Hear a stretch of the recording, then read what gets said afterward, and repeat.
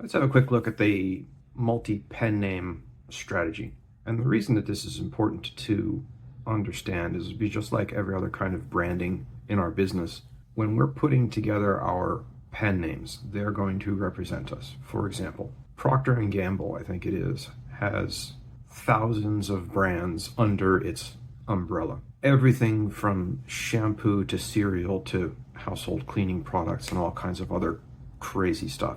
The company that owned cigarettes in the United States, they owned massive bunches of food and stuff like that. So sometimes we don't necessarily want our business branding across all of our business. There's two outside examples for you. Now, the reason that we would want to segregate our material is that by keeping our brands separate, what that allows us to do is have the correct conversation with the correct audience. For example, I write under my own name of Doug Franklin. Under that name, I do mostly nonfiction. I do some coloring books for the fun of it, but the nonfiction that I do ties into a business aspect.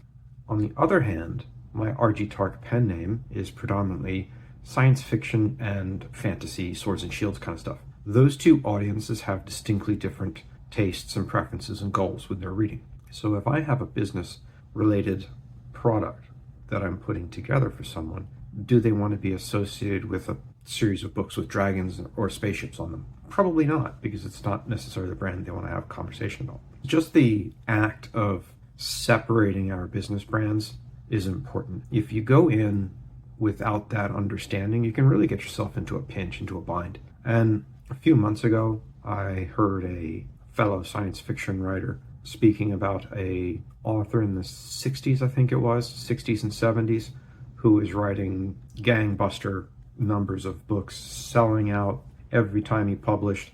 And then this gentleman took a hiatus so that he could work on a passion project, which was like a history book. And this science and fiction author produced a magnificent 2.5-year project. And because he lost momentum, people forgot his name and he could never rekindle his fiction writing. But that passion project didn't sell either. So he expended 2.5 years of his life, I think it was, wrote a 1,000-page tome on whatever his history interest was, and nobody bought it, which means that all those hours you spend over that 2.5-year period do not count for anything because you haven't been paid for them. Effectively, it broke the man.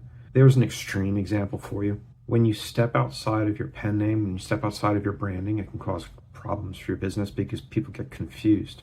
As you develop your target audiences and you're protecting your brand, you're going to want to be able to have specific examples in mind for each of your brands. Moving into the practical aspects, there's a psychology of reader expectations that we have to meet. When someone picks up a, what is that romance writer woman? Danielle Steele, I think.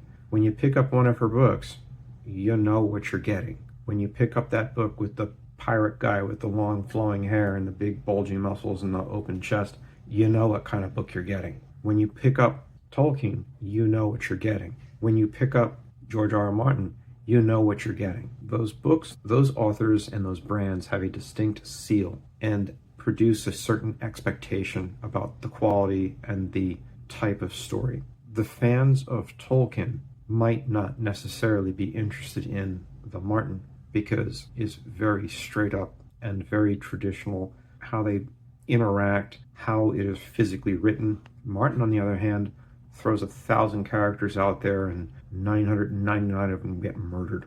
Tolkien would have never dreamed of throwing male-female intimate relations into the book, whereas the Martin fantasy has got multiple types of intimate relations. Based upon the author's brand, you're going to be receiving a certain kind of expectation from your customers. And when you step outside that expectation, the nicest comment that you're going to get is going to be along the lines of, "This is a horse of a different color." We don't want horses of different color because it confuses people.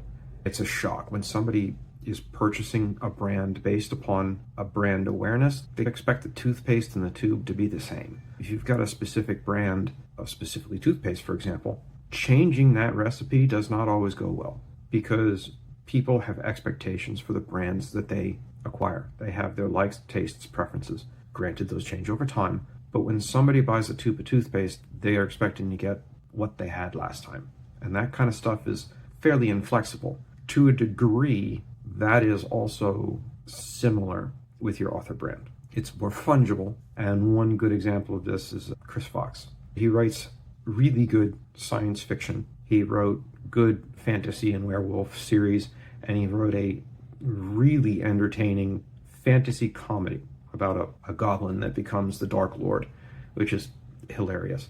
That reader psychology is super important. Into our next point, because the businesses that are selling our books are trying to group and cluster the work so that people continue to buy those books and those works, we need to understand that the platforms we're likely listening on have algorithms that cluster and group our work. When we have books that are disjointed on our author brand, we're going to confuse the algorithm, which is not going to do well for our sales.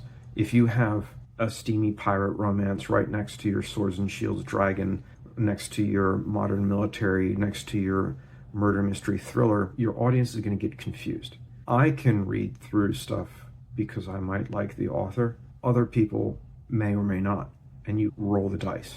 One of the practical steps to managing multiple pen names is to decide early on how you are going to physically structure. I say that because if you have multiple independent pen names that you plan to keep independent for your entire life, it's one of those never the twain shall meet things.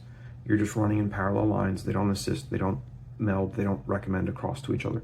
Because if you don't want to cross-pollinate, you don't want to cross-pollinate. There's advantages and disadvantages to that. If you're going to manage the multiple pen names and the multiple authors at the same time, how I worked was I have basically 3 major pen names, and then I've got a line of business products that I offer in conjunction because they are related to what I do, writing books. If we've got those 3 pen names, and those are our major silos, what kind of genres might pop up in those different silos? When somebody reads a book and they like the fiction, they might like the science fiction, they might like the fantasy. I might have multiple books that dabble in those across different fields. You can cross-pollinate from your author list categories into your reader interest and recommend across your books. Now, granted, you're basically doubling, tripling, pentupling, however much your email list work, because you have to have different conversations for each brand, each category that you decide to put out, and very soon you've got 4,000 emails that you're trying to manage, and that's overwhelming. The alternative is, if you decide to keep your pen names completely separated and segregated and never cross-pollinate your lists, what'll happen is you basically have to build out 3 different business lines. If you've got one business line that's doing really well and you decide to open another business line, that second business line may or may not succeed. If you choose to create 2 different business lines at the same time because you've got an adult romance and you've got a military science fiction, those 2 will not support each other. You may or may not build enough momentum across either of those pen names. A while back I mentioned that the successful author statistics, and I believe one of the statistics was that most authors don't start making any money until they have more than 7 books published in a single active pen name, because the cross-pollination. A successful book leads to a successful book leads to a successful book. So once somebody reads the first book in your series, if you retain 80% across your series, if you sell 100 of the first book, you sell 80 of the next, and then you sell, 64 of the next. Instead of advertising one book that might net you 100, you're advertising one book that sells 80% and then 80%, and you wind up putting together 100 plus 80 plus 64, which is a much bigger number. So you can have different results, but you have to remember that we got to go deep. We can't just put one book out per pen name and expect to be a millionaire. It's not going to work like that. As far as maintaining your online presence for your authorship and for your books and such, I don't really segregate those too hard. I keep them accessible. They're not hidden, but I don't cross-pollinate within the pen name, for example. So I'll typically talk about my 2 primary. I don't really talk about the third. As far as social media interaction, I interact as myself. Probably not the best idea, but whatever. Email lists. Each pen name needs its own email list, because people who are buying a business book, again, aren't necessarily going to be interested in a swords and shields or a giant spaceships book.